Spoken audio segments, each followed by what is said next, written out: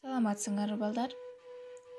Бизге жылмайып турган күндү карап, биз ага жылмайып коелу. Азаматсыңар. Бүгүнкү кезектеги сабагыбыз математика сабагы.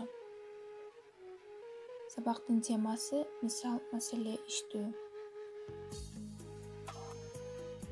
Сабактын максаты узундук чен бирдиктери жана экиге бөлүүнүн жадыбалдарын бышыктайбыз.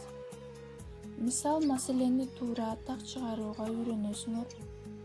Ынтымактуу болуп бири-бириңерге жардам берүүгө тарбияланасыңар. Анда эмесе баштадык балдар. 71 иш. 3 см 4 мм жана 4 см 3 мм кесиндилерди сызып, аларды чоң кичине белгилери менен салыштырып жааз дептир. Биз 3 см 4 мм болгон кесиндини сызабыз сызгычтын жардамы менен жана 4 см 3 мм болгон экинчи кесиндини сызып, жазып, чоң кичине белгисин коебуз. 72 иш. Сандарды жааз дейт. 4500, 3005, 2050, 500. Бизге жазуу түрүндө бериптир. Биз буларды цифра менен жазып чыгабыз. 73 иште салыштыруу берилиптир.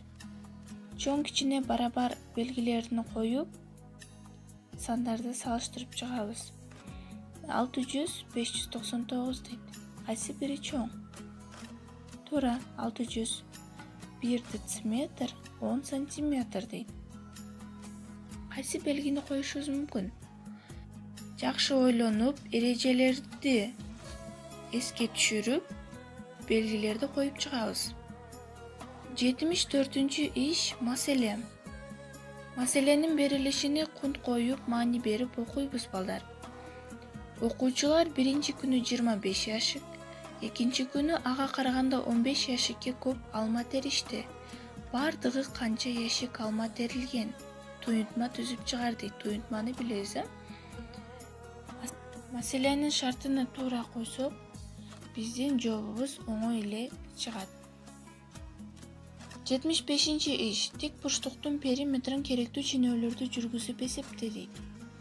Бизге китепте тик бурчтук сызылыптыр, аны сызгычтын жардамы менен өлчөп, периметрин табабыз. 76 иш. Экиге көбөйтүүнүн жадыбалын жааз дейт. Жыйынтыктарын байка. Экиге бөлүүнүн жадыбалын карап чыгабыз дагы, ал экиге көбөйтүүнүн жадыбалы менен байланышабы? Ошону карап, экиге бөлүүнүн жадыбалын үйрөнөбүз. Үйгө тапшырма 77-78 иштер. 77 ишти 8, 9, 6 цифралардын жардамы менен бир нече 3 орондуу сан жааз дептир. 8, 9, 6 сандарынын жардамы менен биз 3 орондуу сандарды жазабыз. 3 орондуу сандар булар жүзүктөр. 78 иште жагы 2 см 5 мм болгон квадратты сыз.